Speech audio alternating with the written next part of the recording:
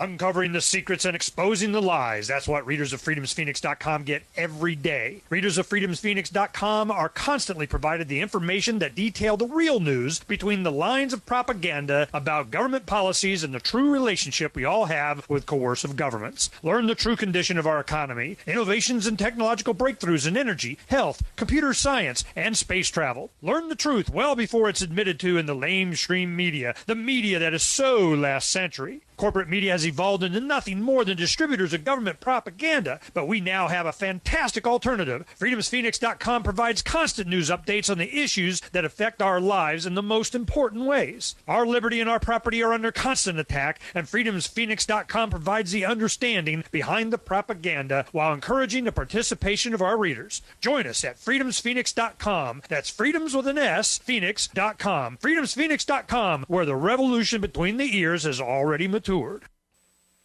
Freedom's the answer. What's the question? You're listening to Ernest Hancock.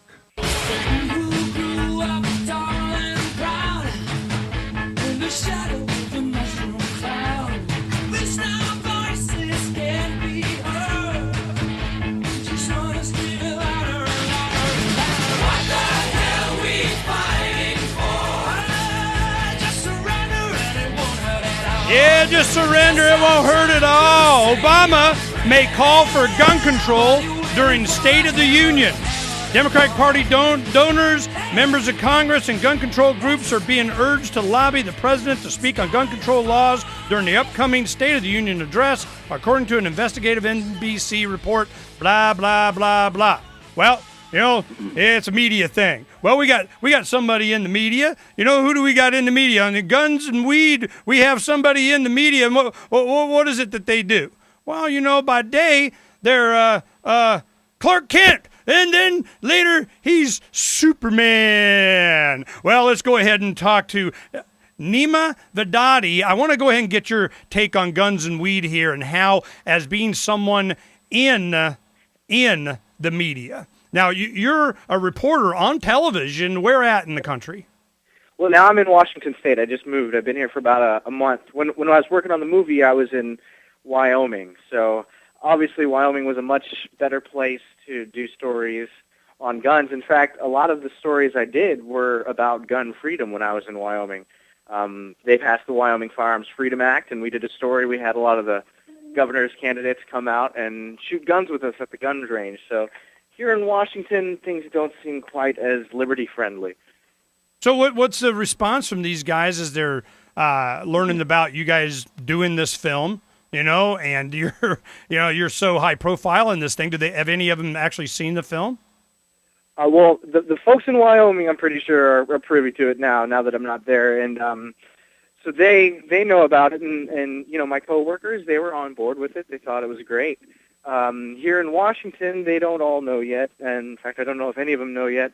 I'll let them figure it out themselves. I'm not really ready to come out and let them know. I mean, the thing with media is you just can't peg people sometimes, and we do have a bad reputation in the media for being sort of anti-freedom. I mean, the concept always seems to be find a problem and then think of why the government isn't fixing it, and then push for the government to fix it. That sort of seems to be the feeling that you get when you talk to other people in the media. Oh, another thing. I got to bring this up. Vedadi, what kind of name is that? That's Iranian. I'm half Persian. My dad came over from Iran a little bit before the Islamic Revolution. Terrorist! You're a terrorist with a gun and weed. And weed. You know, this is, I can see the fun that this could happen. And I can also understand why, you know, I'm wondering, how do they see you as, their token Middle Eastern, Persian kind of, dark-skinned, bearded guy? I mean, you know, when this comes out, guns and weed, you're going to blow their mind. Yeah, but that's him, but then I'm a middle-aged, white, believing in God, gun nut who carries the Constitution in his pocket. That's the other profile they look for. Right. The great thing, though, is, I mean, I like to, it's all about the issue. It's all about the freedom. And that's what I think people will see. You know, it doesn't matter what people look like, what stereotypes people fit into. The only thing that matters is freedom and being free. And do you have government guys with guns coming to take away your freedom, or do you not? And do you want that? Do you want them to take away other people's freedoms? If you're into guns, do you want them to come and bust people for smoking a joint? If you do, then you need to watch our movie and realize that that's ridiculous. Didn't your dad leave Iran to get away from Sharia-type stuff, too? Well, yeah. It wasn't Sharia-type stuff yet. I mean, it was a commie revolution before the Islamic people took it over, and so the Shah was busting people. He actually closed down my dad's university he was going to, and so my dad didn't get to go to college for about a year because they closed down the school because there were students protesting and things. Because there were students learning.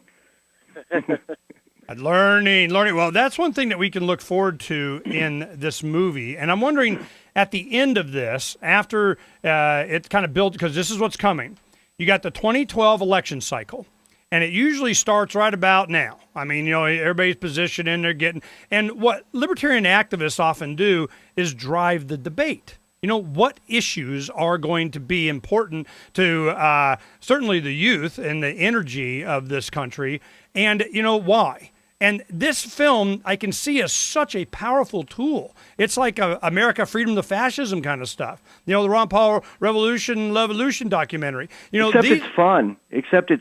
Yeah. A lot of fun. Not any libertarian documentaries have much humor in them. That's one reason we tried to put a lot in this one. Right. A lot of other documentaries. I mean, I was depressed after watching Freedom to Fascism. It was a great movie, but I had nightmares, afterwards. This one, you have laughs. You feel good. And you feel positive that if you just change your mindset and get other people to realize, then things will be better. I agree. And I'm really glad you guys did it. What's the next phase for you guys on this? Are you looking for big giant? Oh my goodness! Here comes the internet sales. What are you pumping? Are you got film festivals coming up? What's going on? We're not entering film festivals for the same reason. Like the way that good friend of mine in San Francisco said, I can't program your movie. That attitude is the same attitude at most major film festivals. Sundance would program this in a second if it was gay rights and weed, or and weed. Yep. Unions and weed, but or weed and weed. But the guns thing, and it's a really well-made movie, even though we made it for $2,350. No, it is. It's a high quality. You know what you're doing. You got really. No, it's better than things I've seen at Sundance. But it's like that South Park. The grainy movie with bad audio about gay cowboys eating pudding is the star of most film festivals. We have in the film industry. There's all kinds of stuff that comes up. Today we just have one that we're going to be putting up is funny man Seth Rogen was left stunned by a recent encounter with movie-making hero George Lucas. And George Lucas was convincing him and Steven Spielberg, they were in a meeting saying the world's coming to an end in 2012. But they do all his movies. I mean, if the world's coming to an end in 2012, and that's what all the progressives think, they should just vote for Ron Paul. Yeah. It doesn't matter. Let's be free while we can. And it may very well, happen. But, the point is that you have such large, influential media moguls that they don't want to have the apple cart upset. It just takes time to realize what the apple cart is. And this is going to be the little movie that could. This movie is going to trickle out and be around for 10 or 20 years, and people will still be talking about it. That's like everything I've ever done. And no, we're not looking for the big Hollywood splash. Hollywood wouldn't touch this. Film festivals won't touch it. The internet will love it, and people will get copies of it. We're getting it into schools too. The first release coming out in March is only to colleges, and it's it's going into a catalog that has movies praising Che Guevara and union organizers. And, a lot of people won't deal with people that don't agree with their personal philosophy, but our distributor doesn't have any philosophy except making money, and I think that's the best philosophy to deal with to get something out in the world. Absolutely. The one thing that I'm really looking forward to do is just have it in eventually sometime when it just kind of sort of magically appears on the hard drives of my duplicators, is that always have this type of film available for the future. And we have so many that are so effective depending on what the news of the day is. When you have 500 to 1,000 of just the right movie with just the right message at just the right time, and they always advocate for freedom's the answer. What's the question? And the question here is it or is it not my life? And if it's my life, well, I can do what I want with it and put in what I want as long as I'm not bothering you. Oh, and by the way, I get to defend my life from you wanting to do with it what you want to do. So I see the link with these. It's so convenient to be able to make the right pitch. And I'm wondering, did you consciously see it that way from the beginning, or did it just kind of make more and more links as you were putting it together?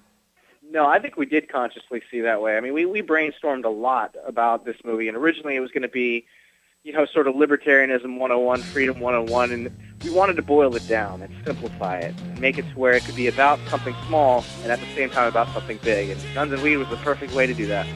Perfect. Guys, thanks for coming on. Go ahead and stay on. We'll go ahead and talk at the top of the hour. I got a little bit during the news break, and we'll see about bringing it to Phoenix, Arizona here. Done it before. Great success. Have a good time with it, and this is the place to do it. We just got marijuana legalized and decriminalization of concealed carry without a permit and all kinds. Oh, I'm thinking, where might we want to show this movie? Maybe Arizona? We'll talk about it off air, and I'll keep you guys informed here on Declare Your Independence with me, Ernest Hancock, and on the front pages of Freedoms with an S, freedomsphoenix.com. You guys stay right there. Don't go away.